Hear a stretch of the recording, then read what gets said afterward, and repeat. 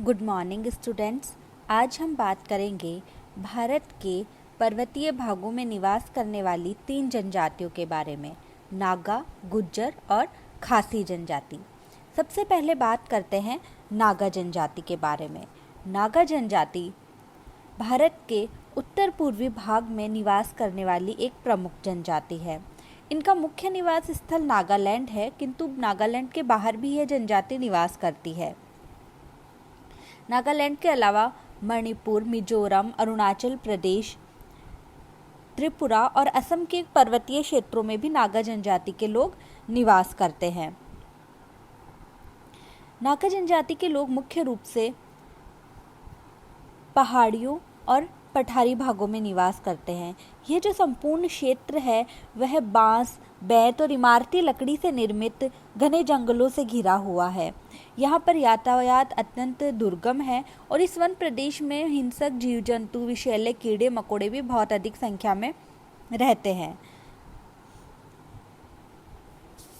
नागा जनजाति का जो प्रमुख आर्थिक कार्य है वह है आखेट करना, कृषि करना, कुटीर उद्योगों के में कार्य करना और मछली पकड़ना। नागा जनजाति जो है वह आखेट करने में अत्यधिक प्रवीण जनजाति होती है, लेकिन इनकी जो शिकार करने की विधियां होती है वे अलग अलग होती है। जंगलों में ये जानवरों को खदेड़ कर नदियों के खादर में ले जाते हैं और यह वहाँ भालों से मारकर उनका शिकार करते हैं। वहीं इसके अतिरिक्त तीर कमान और दाव का प्रयोग करके भी शिकार करते हैं। इनका सबसे प्रिय हथियार जो है वह दाव है। दाव फरसे के समान होता है और यह तीर पर विष लगाकर जानवरों का शिकार करते हैं और शिकार के लिए ये अनेक नियमों का बहुत ही कठोरता से पालन करते हैं। जैसे कि जब कृषि कार्य किया जाता है उस समय कोई भी नागा शिकार नहीं करता। यदि किसी अन्य गांव की सीमा में जाकर शिकार किया जाता है तो वहाँ के लोगों को भी उस शिकार में हिस्सा देना होता है। चूँकि यह सब जो जनजाति है वह पहाड़ी क्षेत्रों में निवास करती है, इसलिए जो नागा जनजाति के लोग हैं वे पहाड़ी ढालों पर सीढ़ी नुमा खेत बनाकर कृषि कार्य करते हैं। मुख्य रूप से इनके द्वारा स्थानांतरित कृषि की जाती है, जिसे कहा जाता है झूमिंग कृषि। यानी कि ये जंगलों को काट कर, साफ कर भूमि पर एक स्थान पर 2 या 3 वर्ष तक कृषि करते हैं और जब भूमि की उर्वरा शक्ति कम होने लगती है तो ये दूसरे स्थान पर कृषि कार्य करने चले जाते हैं। ये सिंचाई के लिए तालाबों और नहरों का उपयोग करते हैं। इनके द्वारा मुख्य रूप से चावल और बागवानी फसलों जैसे संतरा, सेब, नाशपाती, चाय का उत्पादन किया जाता है। जहाँ कहीं भी इन्हें सुविधाएं प्राप्त होती है ये अपने घर के सदस्यों के साथ मिलकर कुटीर उद्योग स्थापित करते हैं। इन कुटीर उद्योगों में मुख्य रूप से धागों से कपड़ा बनाना, सूत काटना, मिट्टी के बर्तन बनाना, चटाइयाँ और टोकरियाँ बनाने का कार्य किया जाता है। साथ ही कुछ लोग हैं वो लोहार का काम करते हैं। वे कृषि और अन्य कार्यों के लिए औजार निर्मित करते हैं। जहाँ कहीं भी तालाब और नदियाँ होती है वहाँ पर ये मछली पकड़ने का काम करते हैं। मछली पकड़ने के लिए जालों, टोकरों और भालों की सहायता लेते हैं। अगर बात करें इनके अधिवास की तो ये पहाड़ी क्षेत्रों में निवास करते हैं। ये मकान जो है वह पहाड़ी कटकों पर बनाते हैं। पहाड़ी ढालों पर कृषि कार्य किया जाता है और कटकों पर घर बनाए जाते हैं। किसी भी क्षेत्र में गांव बसाने के लिए ये 2 बातों का मुख्य ध्यान रखते हैं। पहली कि पास में कोई स्थायी जल का स्रोत हो, दूसरा वहाँ कृषि करने के लिए उपजाऊ भूमि हो। एक नागा गांव में औसतन 200 से 300 घर पाए जाते हैं। इनके मकान प्रायः 2 छतों वाले होते हैं।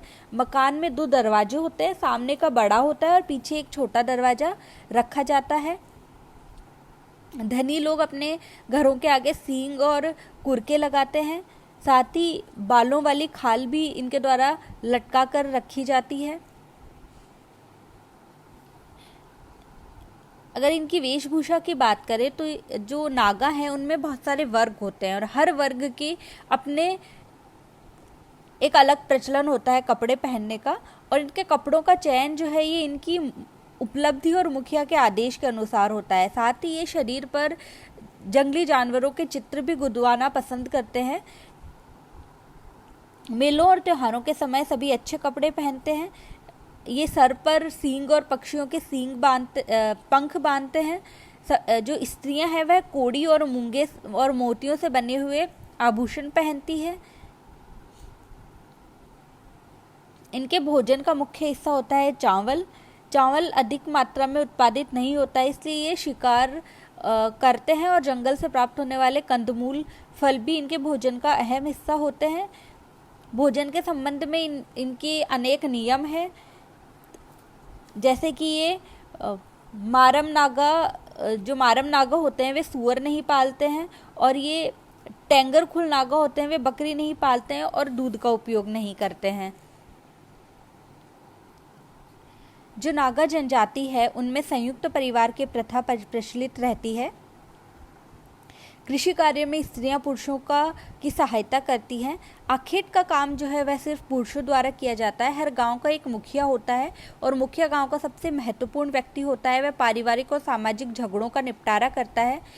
हर एक जो नागा जनजाति का समूह होता है उसकी अपनी एक बोली और अपनी एक पोशाक होती है।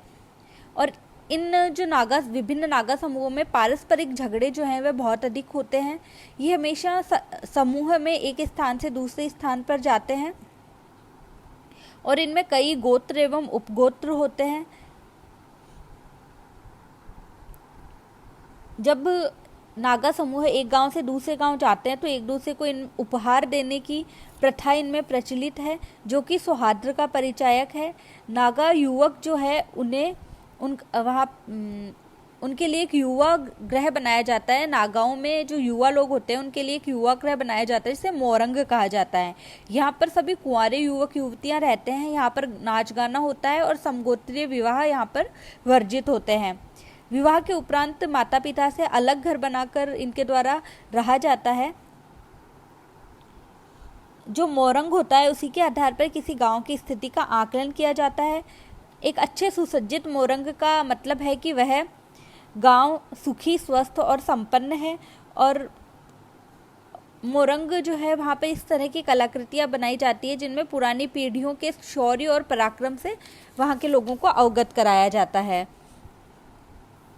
जब लड़के 6-7 वर्ष के होते हैं तो वे मोरंग जाना प्रारंभ कर देते हैं। प्रारंभ में इन्हें अपरिपक्व दल कहा जाता है। 3 वर्ष के बाद इन्हें परिपक्व माना जाता है। यहाँ पर पाठशाला के साथ साथ मनोरंजन का भी यह केंद्र होते हैं।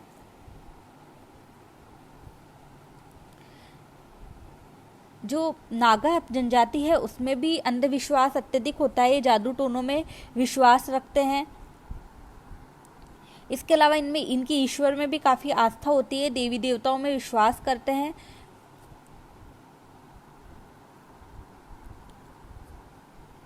ईसाई धर्म की मिशनरियों के उत्तर पूर्व में आने के बाद में जो नागा लोग हैं उनकी सामाजिक व्यवस्था में काफ़ी परिवर्तन आया है। काफ़ी नागा जनजाति के लोगों ने ईसाई धर्म अपना लिया है, लेकिन आज भी वे अपनी परंपरागत अवस्था से जुड़े हुए हैं।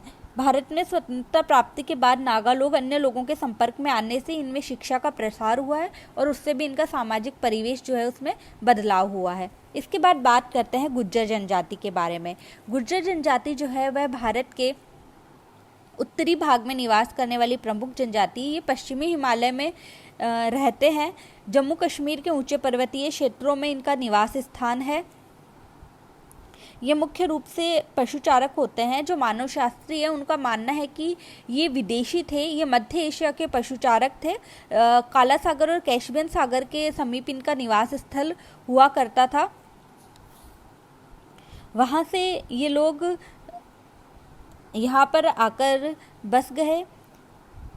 कुछ का मानना है कि राजस्थान और गुजरात में अकाल के बाद जो लोग जम्मू कश्मीर जाकर बसे वे गुर्जर जनजाति हैं। गुर्जर जनजाति जो हैं वे कठोर पर्यावरण में निवास करते हैं। यहाँ पर विषम पर्वतीय क्षेत्र होता है। शीत ऋतु में जो लद्दाख है उसमें लद्दाख की आर्कटिक शीत और ग्रीष्म ऋतु में पुंछ और जम्मू की गर्मी में भिन्नताएं पाई जाती है।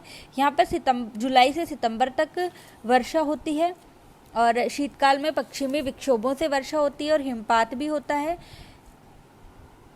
हिमपात के कारण इनके चारागाह जो है वह प्रभावित होते हैं। इस समय जम्मू कश्मीर की पहाड़ियाँ पशुचारण के लिए उपयुक्त रहती है, जबकि ग्रीष्मकाल में ये लोग उच्च क्षेत्रों में प्रवास करते हैं। इस तरह इनका मौसम के अनुसार चारागाहों का चयन किया जाता है। जो गुज्जर जनजाति है उसका प्रमुख व्यवसाय है पशुपालन, और ये प्राकृतिक चारागाहों में पशुचारण करते हैं। और ये चारागाह जो होते हैं ये मौसमी होते हैं। यहाँ वर्ष भर 3 प्रकार के चारागाह काम में लिए जाते हैं: शीतकालीन चारागाह, मध्य पर्वतीय चारागाह और ग्रीष्मकालीन चारागाह। गुज्जर पशुचारक जो है वह मौसम के अनुसार और ऋतुओं के अनुसार पशुओं को एक स्थान से दूसरे स्थान पर ले जाते हैं। इसे कहा जाता है ऋतु प्रवास। ये क्वेश्चन अक्सर पूछा जाता है नेट के एग्जाम में, कॉम्पिटिशन्स एग्जाम्स में, कि ऋतु प्रवास से जुड़ी हुई कौन सी जनजाति है। तो ऋतु प्रवास से जुड़ी हुई जनजाति है गुज्जर जनजाति। शीतकाल में जब जो ऊंचे पर्वतीय क्षेत्र होते हैं वहाँ पर हिमाच्छादन होता है, तब यह दक्षिण की ओर आकर चारागाहों का उपयोग करते हैं। और ग्रीष्मकाल में जब जो निचले चारागाह है वे सूख जाते हैं, तो ये ऊंचे भागों में स्थित चारागाहों में जाकर अपने पशुओं को चराते हैं। जो गुज्जर लोग हैं इनमें परिवार को डेरा कहा जाता है, और इनमें संयुक्त परिवार की प्रथा प्रचलित होती है। इनमें परिवार को 3 स्तरों में विभाजित किया जाता है, जो होता है डेरा, दादा पोत्र और गोत्र। इन लोगों में सामाजिक संरचना की प्रमुख इकाई डेरा ही होता है। एक डेरे में लगभग 5 से 6 सदस्य होते हैं, जिनमें परिवार में कार्यों का बंटवारा उनके आयु और लिंग के अनुसार होता है। स्त्रियां खाने बनाने का काम करती है, कपड़े धोने का काम करती है, बच्चों की परवरिश करने का कार्य करती है, लकड़ियां एकत्रित करने का कार्य करती है, जबकि जो पशु चराने, यंत्रों की मरम्मत करने, घास और जड़ी बूटियां संग्रहित करने, आखेट और फसल तैयार करने का काम है वह पुरुष करते हैं। ये लोग वर्ष के लगभग 110 से 130 दिन घूमने में व्यतीत करते हैं। इनमें जो पशु और चारागाहों का बंटवारा होता है वह पुत्रों के विवाह के बाद होता है, और जो मुखिया होता है वह सबसे बड़ा बेटा होता है, और इसका वही राजनीतिक निर्णय लेता है। गुज्जर समाज में भी अनेक गोत्र मिलते हैं। गुज्जर लोगों का मुख्य प्रकार्यात्मक इकाई पशुपालक इकाई होता है, जो अनेक डेरों और कुटुंबों पर आधारित होता है। ये रेवड़ की देखभाल करते हैं। ये अप्रैल में वैशाखी का उत्सव मनाते हैं, और कुछ लोग जो है वह मुस्लिम उत्सव भी मनाते हैं।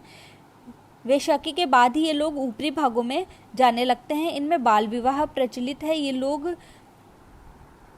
मंगनी तो 8 वर्ष की उम्र में ही कर देते हैं, इसके 5 वर्ष बाद शादी कर देते हैं। विवाह जो है मुख्य रूप से ग्रीष्मकाल में किए जाते हैं। साथ ही इनमें पुनर्विवाह और विधवा विवाह का भी प्रचलन है। इनमें भी अनेक प्रकार के अंधविश्वास पाए जाते हैं, जिसके कारण इनका शोषण होता है। इसके बाद बात करते हैं खासी जनजाति के बारे में। जो खासी जनजाति है वह मेघालय की एक प्रमुख जनजाति है। मेघालय में खासी और जयंतिया की पहाड़ियों में निवास करते हैं। इनका प्रमुख कार्य होता है झूमिंग कृषि, यानी कि स्थानांतरित कृषि। एक स्थान पर जंगलों को साफ करके कृषि करते हैं, वहाँ की उर्वरा शक्ति समाप्त हो जाती है तो दूसरे क्षेत्र में जाकर जंगलों की कटाई करके वहाँ पर कृषि